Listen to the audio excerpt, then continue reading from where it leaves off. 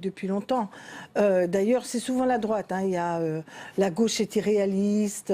Chaque fois qu'on fait des propositions de transformation de la société, ce n'est pas responsable, c'est pas chiffré. D'ailleurs, la même gauche en question est une gauche quand même qui n'a pas réussi, parce que sinon nous ne serions pas dans cet état politique et le président de la République n'aurait pas été obligé de renoncer. Donc le réalisme, c'est de changer, premièrement. Deuxièmement, le réalisme, c'est aussi de partir de l'état de la société, de son évolution. Et on ne peut pas laisser la modernité à Emmanuel Macron qui nous dit accompagnons tout ce qui est parti dans cette grande euphorie un peu positive, mais en même temps un peu euphorique, d'Emmanuel Macron, plutôt libéral de culture. Il est possible d'engager une modernité sur de nouvelles bases en étant fidèle aux valeurs de la gauche.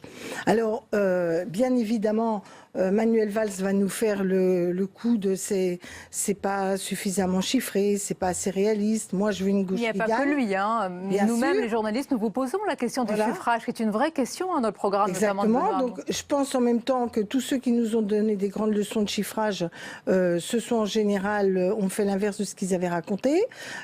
Néanmoins, sur, par exemple, le débat du revenu universel, je voudrais pas qu'on caricature la position de Benoît Hamon. Personnellement, je n'avais pas choisi entre Benoît Hamon et Arnaud Montebourg. C'est un lapsus révélateur.